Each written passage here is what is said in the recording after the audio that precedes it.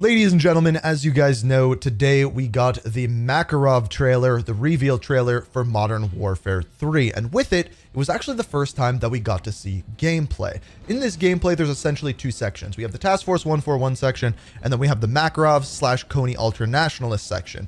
In that section, we actually see Verdansk return. So in this video, we're going to break down the gameplay a little bit more, discuss that, what it looks like, and of course, discuss the returning of Verdansk and how that could affect Warzone, the story of Modern Warfare, and everything like that. But we also have one other thing to talk about that wasn't in the title or thumbnail or anything like that, and that is the blog post that came out today in regards to Modern Warfare 3, and that has to do with the carryover content. So the things that you've unlocked within Modern Warfare 2, weapon blueprints, camos, attachments, weapons, things like that, are actually going to carry over into Modern Warfare 3. And we're going to talk about what those things are and what they aren't, so you know what you should unlock moving forward with the rest of the Modern Warfare 2 lifecycle and what's going to be within Modern Warfare 3 as well. So in other words, there's a lot to talk about. And when there is a lot of gaming to do, the thing that you should be doing is wearing a pair of these. These are Gamer Advantage glasses. They are blue light glasses. They help protect your eyes so you can game longer without any eye strain, red eyes, or anything like that. And they also can help you sleep at night as well. And if you want to check them out, it is the link down in the description.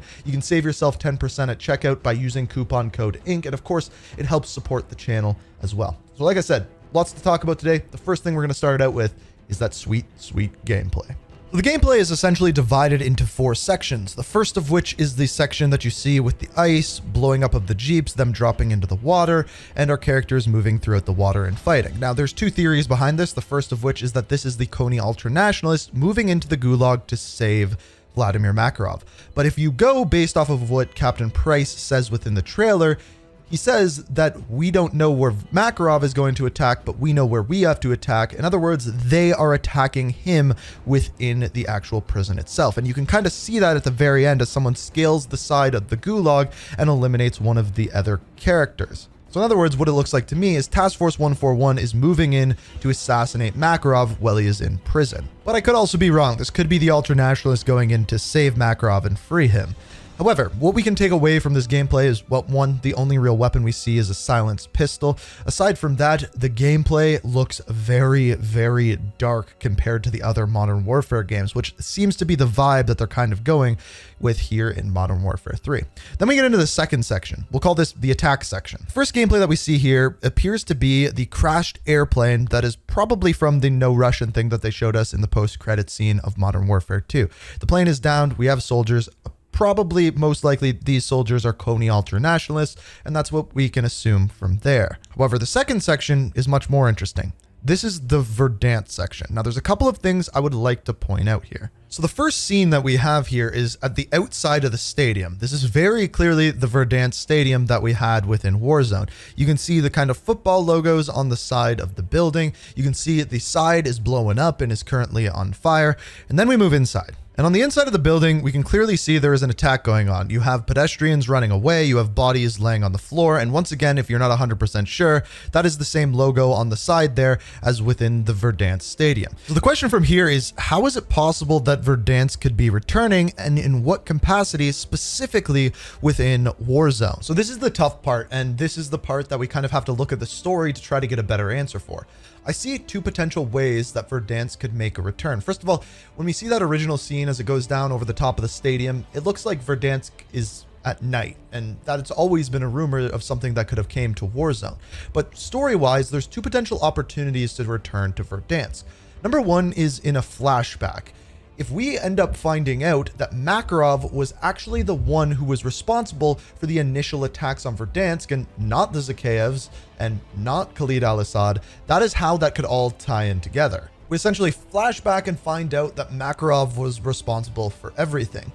The other one would be, after the events of Modern Warfare 2019 and the end of Warzone there, they repair Verdansk, and then once again, Makarov is pulling off an attack on Verdansk.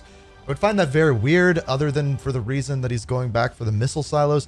I don't know why they would do that or how they would make it make sense. So my guess is that this Verdansk is actually going to be a flashback to original Verdansk. And will they bring it back in Warzone? My guess is probably not at the launch of the next iteration of Warzone, but I could definitely see them doing that to kind of bring back players and bring more people back into the game with the return of OG Verdansk via a Makarov flashback. So that's the gameplay, and that is the return of Verdansk. Now we are going to move into the blog post and discuss what is returning or carrying over between Modern Warfare 2 and Modern Warfare 3. So we essentially have two blog posts here. The first of which is just kind of discussing what has happened so far with the reveal of Modern Warfare 3.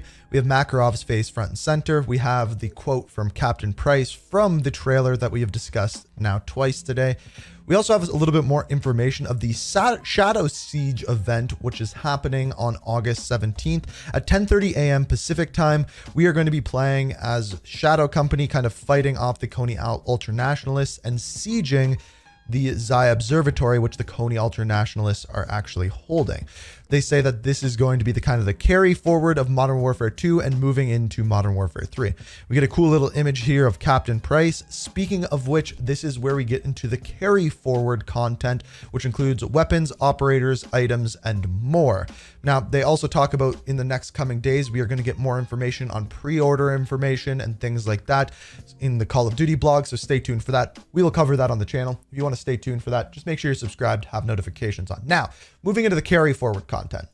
So the top line intel, what is carrying over? To make it simple, there is a lot. So first of all, any sort of cosmetic content that you're kind of seeing here that you have unlocked or purchased in Modern Warfare 2 will carry over. So weapon blueprints, bundles, emblems, operators, operator skins will all be carrying over, which means there's going to be a lot in there. And of course, they're going to be adding more with Modern Warfare 3 as well. And then they go into now for the caveats. They say a small amount of content may be unavailable in gameplay offerings that are different in Modern Warfare 3. For example, in Modern Warfare 3, you don't have the tactical amphibious vehicles or a specific piece of tactical or lethal equipment in any game modes. Any skins you've unlocked for these items in Modern Warfare 2 won't be in Modern Warfare 3.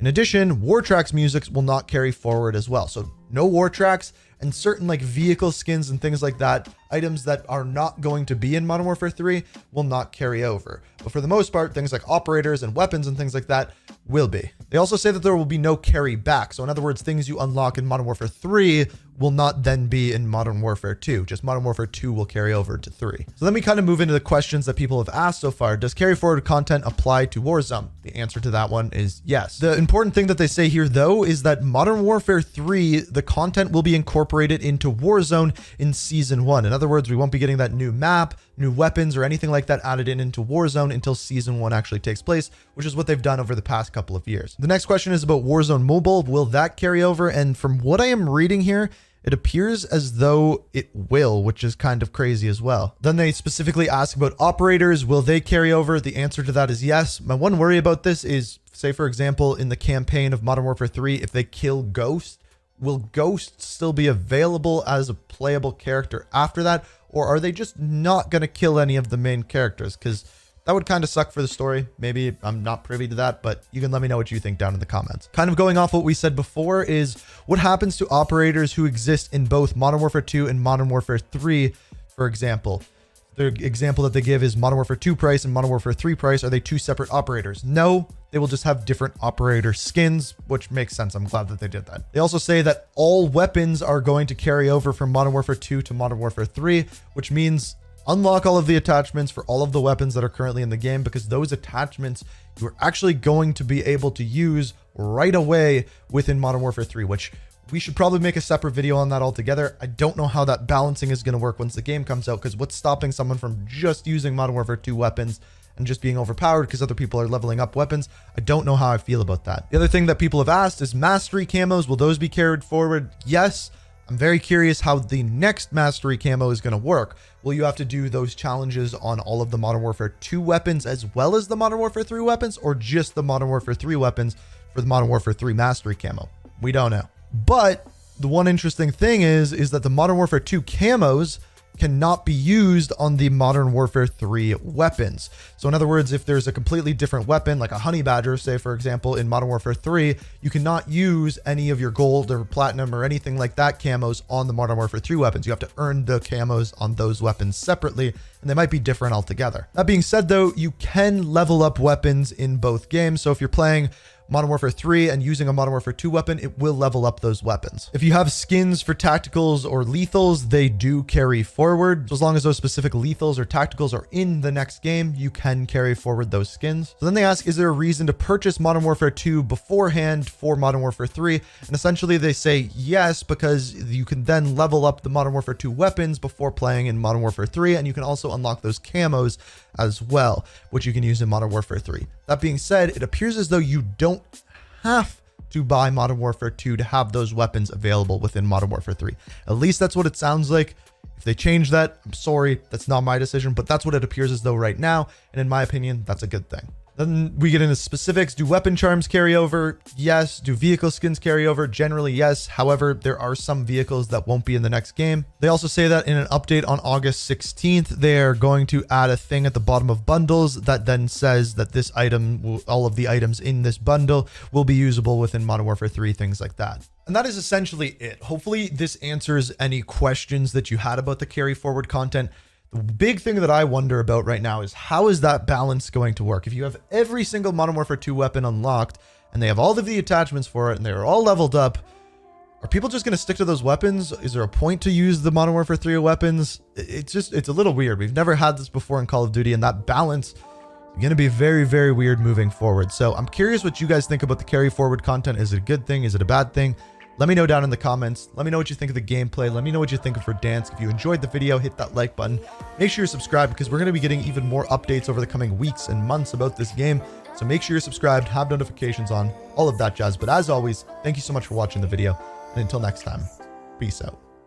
We are reaching for the stars, but we're